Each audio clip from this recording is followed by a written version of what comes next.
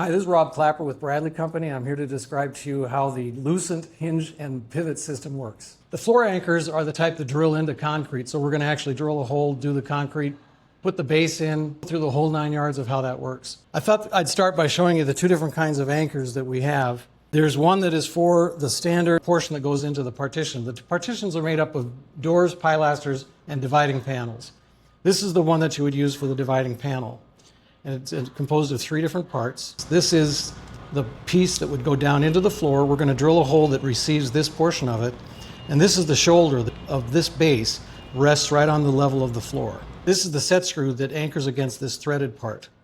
So the base and this threaded part are actually identical between the regular supporting piece or this one, which is similar, but this is what would be the lower hinge assembly for the hinge part of the door. And what I mean by that is same deal. The base is the female thread with a 2mm set screw. This post goes into the floor. This threaded part is down to the base. Once you get it to the base, you must unthread it by at least 2 turns. And I'll show you why that in a little bit.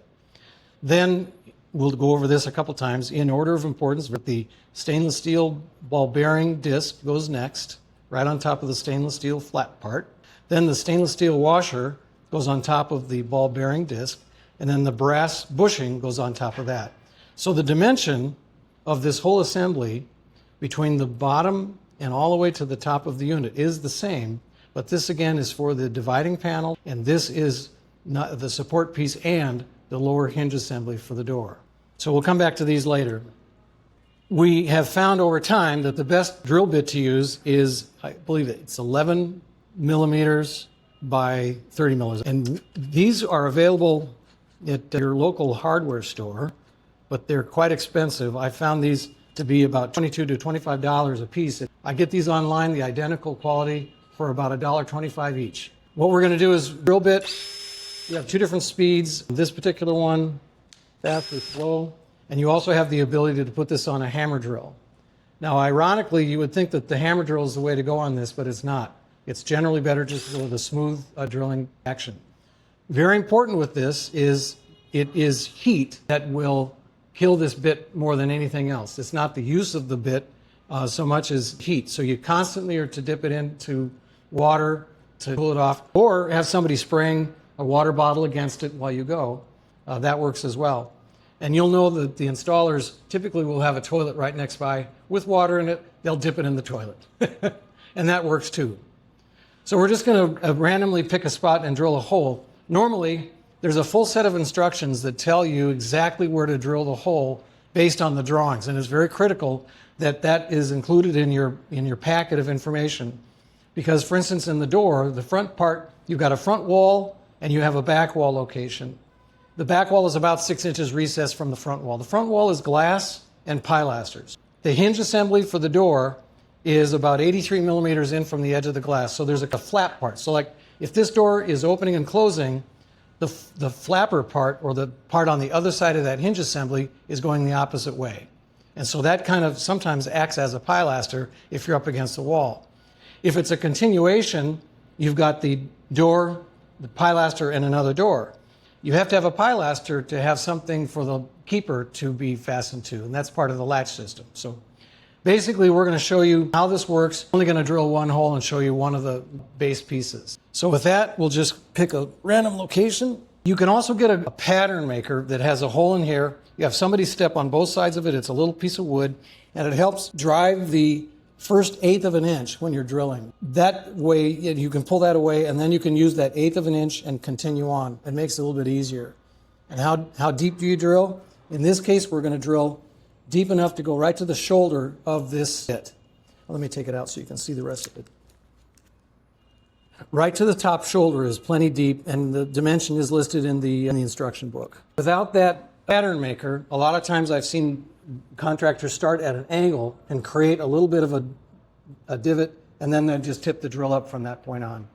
So we'll see how we do. I'll dip it a little bit, start at the angle piece, and just tip it up. You see how that works?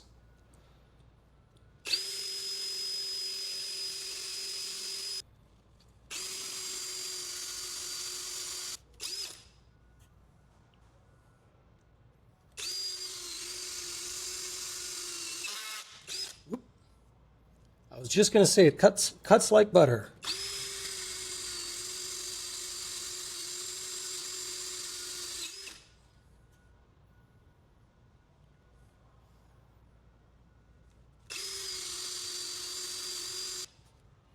Now, I may have overheated it just there. I saw a little bit of smoke coming up.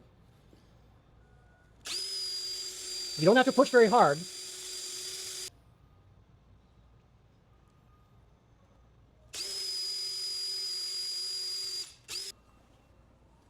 I use a lot of water, a lot of rags, especially if they're hitting it with a spray bottle of water, because that will make a real mess as well.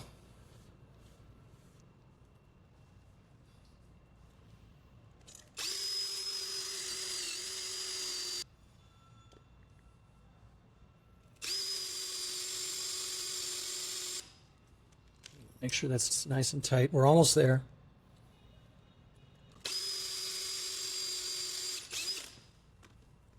I've got a screwdriver in there also filled that I'll need to break the center post off of.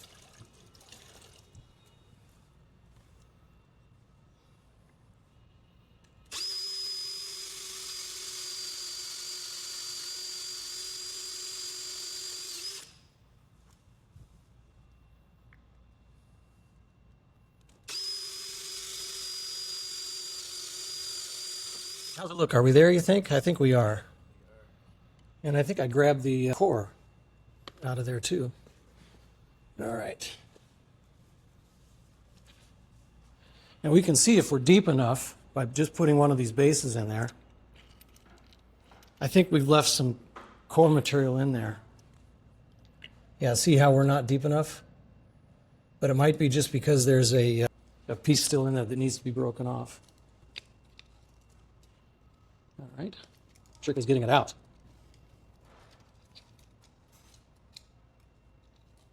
Give me some of those. Yeah, that might work.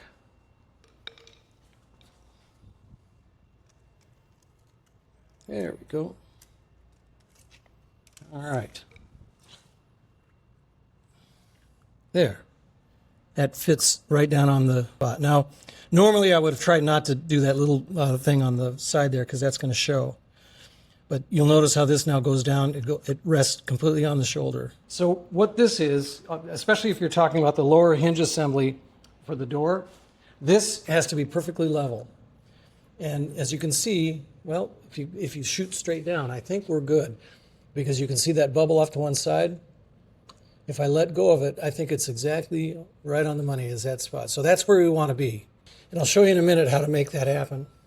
So at this point, we're going to set this aside, and we're going to mix up our anchoring cement. So what I want to show you is the consistency. We're going to mix up a little bit of this anchoring cement, and I'm going to say it again. It has to be anchoring cement. And what that means, it's a type of concrete that dries relatively fast, but it actually expands as it sets up. You'll see this used in a lot of applications where there's a railing, a piece of angle iron comes up through the concrete, and you'll see a little void around the post, and you'll see a little layer of concrete. Well, they use anchoring cement, and it's called that because it is anchoring the device in the concrete. Well, we're doing the same thing with this, but only on a smaller scale. Now, in the anchoring cement instructions, it does call for generally 5-to-1. To me, that's a little bit thick. I like it a little bit thinner, but we're going to start off with 2 tablespoons of the anchoring cement powder. And I'm going to leave a link below of where you can get it. It's very common. I get it from Home Depot. Just going to dump 2 of these in there. And probably about 1/3 of this tablespoon of water. You want to start off with very little water, and it's going to seem like it's really thick. But it hits a point when you put just droplets of water, you add just a tiny bit of water each time, and it'll turn soupy really quickly. So we're just going to add a little bit of water at a time, like I said, about 1/3. And you're going to see that the consistency is going to seem really thick. Doesn't seem like hardly enough, but we'll see what happens. In fact, I want to use this fork for that. Okay. I don't know if you have enough light, but we'll try a little bit more water.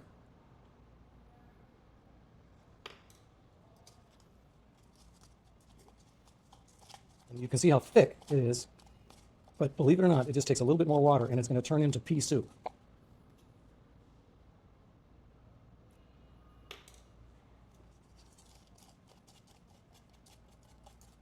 See that? It's really, really starts to pin out. And that feels about right. Maybe just and don't be afraid to stir it a lot. It really needs to be stirred and stirred and stirred. All right, let's take a look at the thickness there. You see that? It's looking pretty good. Now we're going to pour it in the hole, almost to the top, about 2/3 of the way into the hole. And then we're going to push the pivot right down on top of it. That looks about right.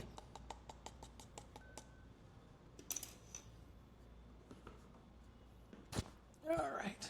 The nice thing about a paper cup is you can form a little pour device. As I mentioned, about 2/3 of the way up. Don't be afraid to make a mess because this is water-based, and that makes it wonderful for this kind of purpose. I like to shake it around a little bit because that gets it fully on all sides. And we're also going to end up putting it on the threads of the set screw a little bit. That's okay too. So there we have it. One thing I'm going to check real quick to see if we still maintain a level, and it is. If we didn't have it level, I would use these little sticks to use it as wedges, and you can actually put those in like little shims, and you can get it to be level at that point, and it looks pretty good. So at this point, we're going to get a little water and wipe up the mess. If you were using epoxy, which was what we used to use, you would have to leave it and then chisel it out with a chisel. This, you can just wipe it away because it's water-based, and you can get it to where it won't show. It looks professional. Looks like it's intentional. All right. One more test on this. A lot of times we'll supply a lot of these, and you'll see the floor covered with these things, and make sure that you leave that on there for a while because as the cement will expand, sometimes it'll tilt the post and then it'll go off kilter. Now the unit that's holding up the support for the partition, the dividing panel, doesn't necessarily have to be level. You want to get it relatively level, but it doesn't have to be perfect. The lower hinge assembly for the door, it has to be, I'll say perfect. The closer you are to complete dead set level, better off the operation of the door, especially when it's self-closing. The door has pistons and gears to push that door closed, and when you're dealing with a 36-inch door, that's pretty heavy. So you want to make sure that the one thing that you're not fighting is a slanted lower hinge assembly. The dividing panel pivots, you can start working with those within an hour or two. This, it's best if you can, try to leave this and let this set overnight. Come back the next morning, and now you know you've got a very good, solid anchor. It's not going to go anywhere because you're going to be putting a door on there, and you want that sure that when you swivel that door open and closed, it doesn't dislodge your contact on that anchoring cement. All right, so again, we have several components that go on top of the post. This post and this base piece are identical to each other, so they're both the same. But if it's just a dividing panel support, it gets this bushing. It's just a standard, I'm not sure of the material, I'm pretty sure it's stainless steel.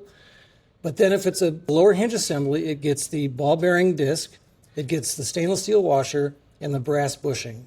And again, those are for when it swivels. So it's been 24 hours later. We have our base piece that is now dry. As I mentioned before, the first thing that goes on is the swivel. This goes down onto the base. And what I like to do is swivel it all the way down. And it's important that you start by undoing it by about 2 full turns. It's not as critical for the support piece, but it is for the hinge assembly. It can also be adjusted. Sometimes you have to adjust for an uneven floor. So you can adjust that, as you could see, fairly high. You don't want to get too high because then it gets wobbly. But the idea behind this is once that's in place, and if it's the right height, you use your 2mm set screw. I'm going to come around this side. Normally, you put the set screw towards the back, so it's hidden. If we're talking about this being the front of the partition system, you want to hide it. So in this case, we thread it tight onto the threads, and it holds it from being able to be twisted. And at that point, you've got this piece, and this is what goes over the top. A very heavy-duty stainless steel lower bracket assembly. It has 2 holes in the glass that are already pre-drilled, And then you have a back plate that goes on the other side of the glass, and it fastens together with two big stainless steel screws. So in the case of the door, this is all you would see on the front. You want to prep this ahead of time. You've got 4 set screws down at the bottom of this base, and the tips may be coming through the middle of the hole. It's very important, and I call it a prep work. You undo these 4 set screws enough to get the tip away from the edge of the wall. So you unthread them, and the reason why we're doing that is that when you have this pre-attached to the glass and you're lowering it down against the support, you don't want those set screws hanging up on that bushing. You want to make sure that it goes past those set screws, and that's what it's going to look like from inside the room. So again, this is going to be pre-attached to your glass. The holes are going to be preset in the glass. You back out those 4 set screws a little bit to where there's no tip on the inside, and then you very carefully lower the whole assembly after it's been attached to the glass like that. Now, at this point, you can leave it loose because you have a certain amount of adjustment between all 4 of those screws. You can thread those in, and you want to have it bottom out right on that silver bushing. If you need to adjust this back and forth, left and right, you have a lot of adjustment within those 4 set screws, okay? Now, the same thing is going to hold true with the lower hinge assembly for the door. So here again, very important that we have it in the right order. The stainless steel disc first, and those ball bearings are now resting up against stainless steel base. You have the washer, which is next, the stainless steel washer, and then the brass bushing. If you did this in the wrong order, in other words, if you put the brass bushing right on top of those ball bearings, you'd run a groove on the inside of that bushing. And if you have a groove in there, it's going to slowly wear down, and you're not going to be able to open and close the door very easily. It has to have that stainless steel washer in place. Before I put this final bushing in place, I like to squirt oil in there. Any kind of good oil it will work. I'd rather use oil, though, not like white grease or anything like that. The oil is fine. And then put this in here, and then you can spin it to make sure that it's being nice and smooth. From that point, then it's the same idea. This is going to be pre-attached to the bottom of the door. You carefully lower it down, and that's what you're going to see. Now again, you can see how easy that is, spins around. The reason why you have to turn that away from the floor piece by about 2 turns is this would be too low, and it would actually scrape along the bottom base here. And if you feel any scraping when you're opening and closing that door, you're not going to get a good action on the door opening and closing. When you put this in place and you attach the upper hinge assembly, you can open and close that door just with your fingertips, and you can feel if there's any drag or any kind of resistance. If there is, you got to pull it all apart and restart, because you really need to have it just like you see here. Very, very easy spinning. And again, you have the same idea. You have a lot of adjustment that you can use on the tightening or loosening of these screws. Now, here's another kind of interesting tip. You would think that if you wanted to move this pivot this direction, and these are all 3 millimeter, you would turn this clockwise.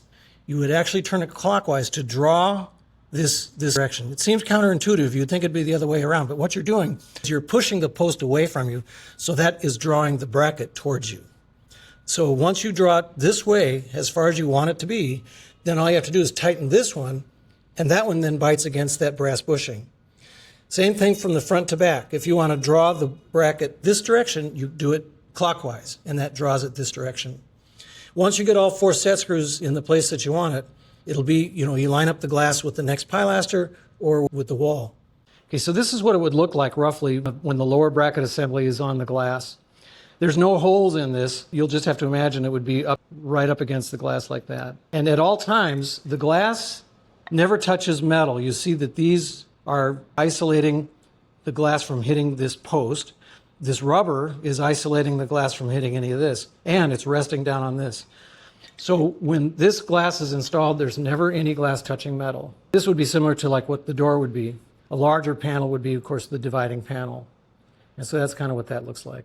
So I mentioned earlier about a survival kit. I created a survival kit that goes out to every Lucent job that is pertinent to the type of material that you've got. So for instance, Lucent, the box will contain first and foremost the 8.5 by 11 instruction sheet and a 3-ring binder. I see people trying to do the instructions from a cell phone, It's much easier if you just do it with a full-size 3-ring binder. I call it the Bible. Secondly, that goes down in the box first. Secondly, a metric tape measure. Everything is in metric. Now, we get some resistance on that, but after I talk them through it, it usually makes sense. The company we deal with only deals in metric. Their software is only in metric. We will take the initial dimensions from you in regular imperial, but then we translate it to metric. And the reason why we keep it in metric from that point forward is because the company software that does the layout only deals in metric, and when they have a rounding up or rounding down, they do it as much as 5 millimeters each time. Well, that tolerance is not good enough. We have to have it a lot more exact than that. So we made the decision just to go metric, and once you get used to it, it's great because it's a lot easier to add millimeters than to try to add fractions. And it's all in millimeters, no centimeters, nothing else but millimeters. And it makes it easy. The magic number is 25.4. If you have inches and you need to figure out millimeters, you just multiply that times 25.4. Similarly, if you've given a dimension of millimeters and you want to see what that is in inches, divide it by 25.4. You don't have to go online. You don't have to have something on your phone. Just a calculator will do it, 25.4. So along with that, in the survival kit, I send an initial supply of this anchoring cement. A little bit bigger bag than this. Sometimes it's going to be a little round plastic container. But this gets you started in case you don't have it as far as the necessities. I send 2 or 3 of these bits for you so you can get started with these. Again, these are 11 by I think 30, and these are diamond core type bit. A lot easier to get these online, a lot cheaper, and as you can see, they last a long time. The other thing I include is the 3 millimeter Allen and a 2 millimeter Allen. The reason why I do that is because most of the Allen wrenches that contractors have a great big T-bar on the end of the handle.